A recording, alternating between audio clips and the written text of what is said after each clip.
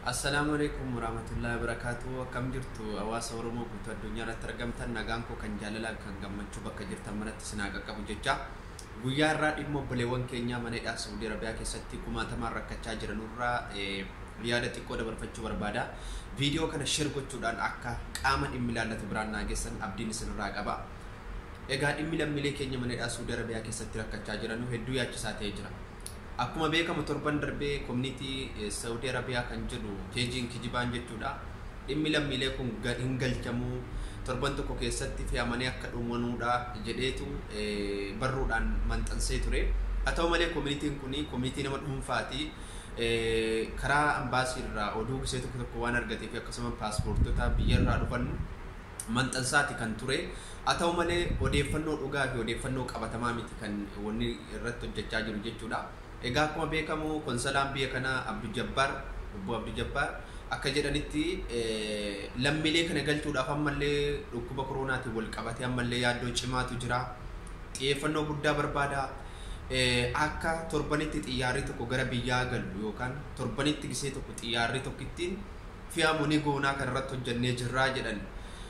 Lammiileen biyya kanatti hidhamanii jiran lammiilee 250 jechuudha. Hidhoota Jizaan, Riyaad akkasumas Jiddaa wal qabatee walumaa galatti guyyaa guyyaatti immoo dabalaa deemaa jira jechuudha. Lammiileen kun hanga wanaan immoo qabamaa jiranii.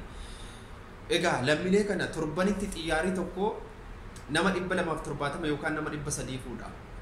Nama 250 galchuudhaaf hagam fudhata isa jedhu hawaasni keenya hubachuun dirqamaa jechuudha.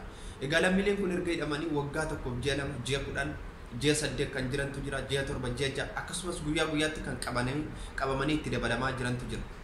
Mirgi namummaa isaanii akka eegamuu fi akkasumas maksii akka kennamuuf achi keessatti ni goonaa irratti hojjechaa jirraa jedhan. Maksii funyaanitti hidhatamu kennuu fi mitiiti jechuudha. Huccuu waggaa tokko ittiin qabamaniin ijoolleen kun mana hidhaa keessa jiru. Dhiisaa ka funyaanitti hidhataman.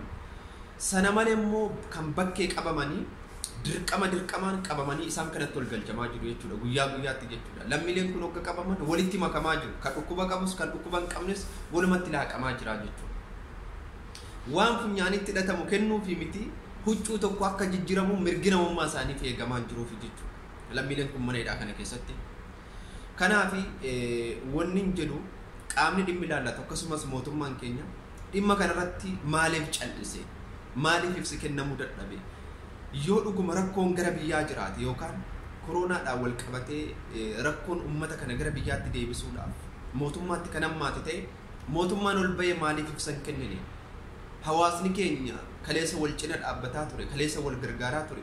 Hammallee lammii isaa galchachuuf, ilma isaa galchachuuf bakka jiru waan qabu walitti birmatee akka inni cina dhaabbatuuf maaliif ibsa kennuu dadhabe? Immoo booda kanaa maaltu jira? Ijoolleen kun akka dhuman barbaade moo ijoollee kana akkuma kana jedhaa afaanumaan lafa rakkisanii akkuma amma siyaasatti waliin taphataa jiran kanaan ilmaan Oromoo kana gatuu barbaadan, ilmaan sabaaf sablammii kana gatuu barbaadan moo rakkoo maaliitu jira isa jedhu hedduu waan nama yaachisuudha. Hanga wanaallee mootummaanis qaamni mootummaa tokko ibsa kennan jiru. Egaa konsolaa jedhee warri mootummaan biyya kana kaa'e waan jiru himaa jiru jechuudha. Waan itti fakkaatu himaa jiru. Torbanitti xiyyaara tokko balaliisuudhaaf qophii xumurree jirraa jiru. Torban tokko keessatti xiyyaara nama 250 galchine torban lamatti nama 500 jechuudha. Namoonni kumni 250 kun waggaa meeqaaf isa gaacarraan isa jedhu nuumti hubachuu qabna. Xiyyaara tokkittidha beekama. Yookaan torbanitti xiyyaara 5 balaliisuu dandeenya. Yoo danda'ame immoo guyyaa 2 guyyaa guyyaatti balaliisuu dandeenya hin jedhamne torbanitti jedhame mee ilaala. Yeroo nagaan jiru yookaan yeroo lammiin akka kanatti mana hidhaatti ni hidhamne keessattuu xiyyaarri torbanitti guyyaa 3 guyyaa 2 balalaa ture jechuudha. Hamma immoo hidhamtoota kana hundaaf guyyaatti balaliin tokko kan kennamu taanaan warri carraan achi keessatti isaan hin geenye lubbuun isaanii darbuun dirqamaa jechuudha. Hammallee lubbuun isaanii darbaa jira. Kanaaf hawaasa koo viidiyoo kana share gochuudhaan qaama dhimmi ilaallatu biraan akka nuuf geessan abdii guutuu sinirraa qabna. Dhimmi lammiilee keenyaa kun hedduu yaachisee jira. Hedduu ulfaatee jira. Waan guyyaa tokko lama dubbannee dhiisnuu miti. Dhuguma dheengadda nu bira jaajessanii jira. Torban tokko keessatti lammiileen kun biyya kana keessaa galanii dhumuu ni gashinaa jedhaa turan. Garuu dubbiin sun osoo hin turin immoo gara biraatti jijjiiramee beekama. Kanaaf hawaasni keenya guutuu addunyaa irratti argamtan miidiyooleen Oromoo akkasumas qaamoleen mootummaa biyya keessa jirtan miti mootummaan waan kana irratti gabbaatanii rakkoo hawaasa kanaa furuuf rakkoo hawaasa kanaa irratti hojjechuudhaaf akka dammaqiinsaan kaatan obboleewwan keessan mana hidhaa kana keessatti dhumaa jiran obboleewwan keessan mana hidhaa kana keessatti rakkachaa jiran obboleewwan keessan rakkoon isaanirra gaa jiru kana qaqqabachuudhaaf halkanii guyyaa akka irratti nuuf hojjettan isiniin jedha. Obboleewwan keessan kun kaleessa warra isin barsiisaa turedha, warra yuunivarsiitii gurguddaa keessatti isin bira dhaabbachaa turedha, warra maatii hiyyeessa gargaaraa turedha, warra maatii hiyyeessatti qorqorroo ijaaraa turedha, warra maatii hiyyeessatti lafa bitee magaalaatti gashaa turedha, warra mootummaa kanallee daandii hiyyummaarraa daandii durummaatti akka inni dhufuudhaaf cina dhaabbatee gargaaraa turedha. Bakka isaan jiran naannoo isaanii keessatti maatii isaanii gargaaruudhaan daandii maatiin isaanii akka baafatuuf warra cina dhaabbataa turedha, warra diinagdee biyyaallee ol fuudhaa turedha. Ijoollee kanaaf kuniin malu yoo dhuguma koronaa kanaan wal qabatee gargaarsi isaan hanqate yookaan mootummaan kun kan dadhabe mootummaan kun gabbayee ibsa godhee akkaataa hawaasni guutuu addunyaarra jiran isa bira dhaabbatan isa cina dhaabbatan gochuun dirqama waan ta'eef kanaaf viidiyoo kana sheer nu godhaati ijoollee keessan obboleewwan keessan biyya namaatti dhumaa jiran biyya namaatti lubbuun isaanii darbaa jiru kana cina dhaabbadhaa. Haalli jiru sodaachisaadha, keessattuu ijoollee umuriin isaa hin geenye hidhaadhaaf hin geenye shamarran daa'ima baattee gariin abbaan manarraa qabamnaan shamarran biyya kana keessatti waan nyaattee bultu dhabdee ilmoo si fudhattee hojii dhaquudhaaf ilmoo wajjin hojiin dalagsiisan ilmoo lafa keessa deemuudhaaf nama bira kaattee deemtu hin qabdu. Akkasitti rakkinaaf saaxilamaa jirti.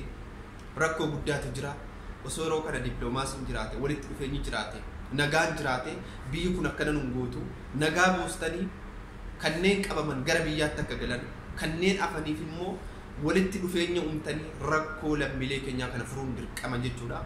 Namni kun iddoo biraatiin dhumne maalummaa isaa hin beeknu jettani afaan Oromoo haasaa, afaan Amaaraa haasaa, afaan Silxee haasaa, afaan Guraagee haasaa iddoo biraatiin dhufee biyya Itoophiyaatti gala kan jedhu hin jiru. Akkamitti maalummaa isaa wallaaltan?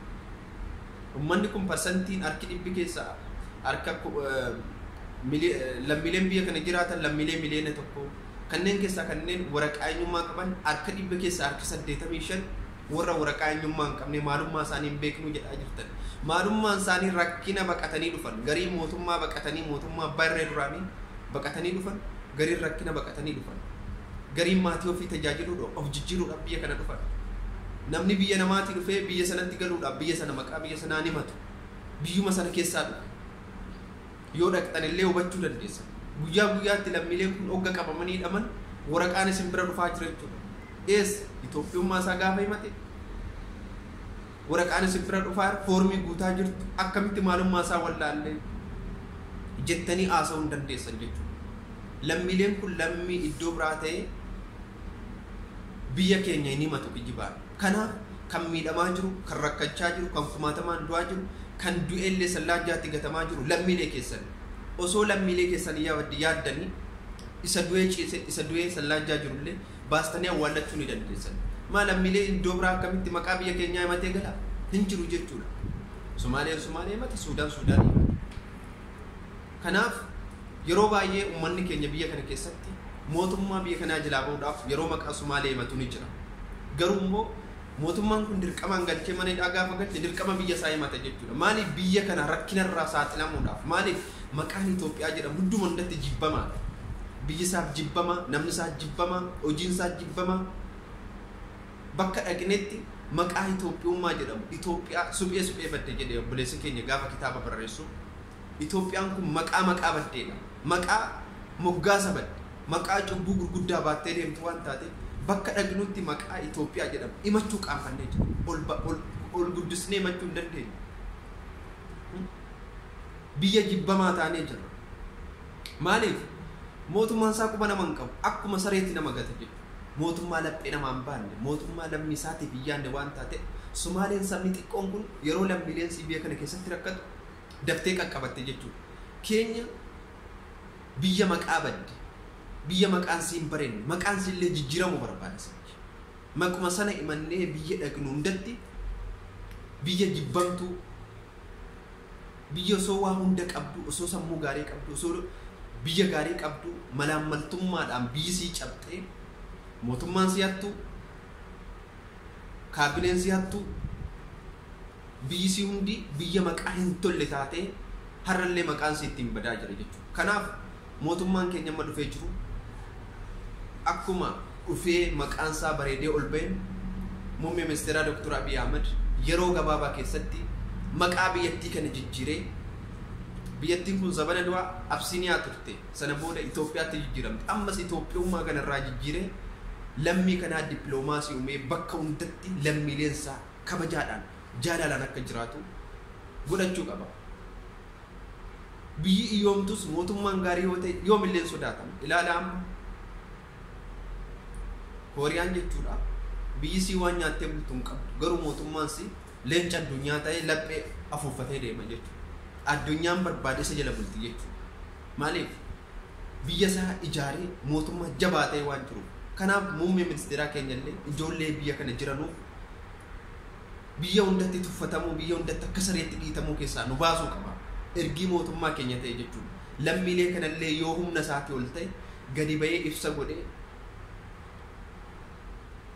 ijoollee keessan cina dhaabbadhaa, ijoollee keessan gargaaradhaa, ijoollee keessaniin waan tokko uumnee biyyatti galchuuf deemna, bakka jirtan waan qabdan nu cina dhaabbadhaa jedhee ibsa godhee nuti warri bakkee jirrullee warri har'a qabamin isa gargaaruu dandeenya jechuudha. Kanaaf dhaamsa koo kana share naa godhaa, biraan naagaa, xumurarras asumaan YouTube channel keenya kana subscribe nu godhaa. Yeroo yerootti odeeffannoo adda addaa qabannee kan isin biraan geenyu ta'a. Haala hojimaata hojii biyya kanaa waliin yeroo hedduu biizii isinirraa taana waan ta'eef dhumarra YouTube koo kana subscribe naa godhaa. Namoota muraasa naaf waan ta'eef akka kisbaardii hin taane akka na jalaa hin cufamneef na gargaara. Anillee waan jiru hunda isin biraan gahuudhaaf halkaniif guyyaa isiniifan hojjedha. Isinis immoo waan kanaan na cina dhaabbadhaan jedha. Galatoomaa ulfadha. YouTubein kiyya tokkummaa show jedha. Yoo linkii kun isin galchuu dide xumurarra bakka jirtanu subscribe nu godhaa. Ijoollee Oromoo guddisaa, nama kamiinuu guddisaa, nama ofii guddisaa, nama guddatetu biyya ofii guddisa, nama guddatetu nama ofii tajaajila waan ta'eef wal cina dhaabbadhaa isiniin jedha. Galatoomaa yeroo gaarii isin haa ta'u isiniin jaalladha isiniin kabaja.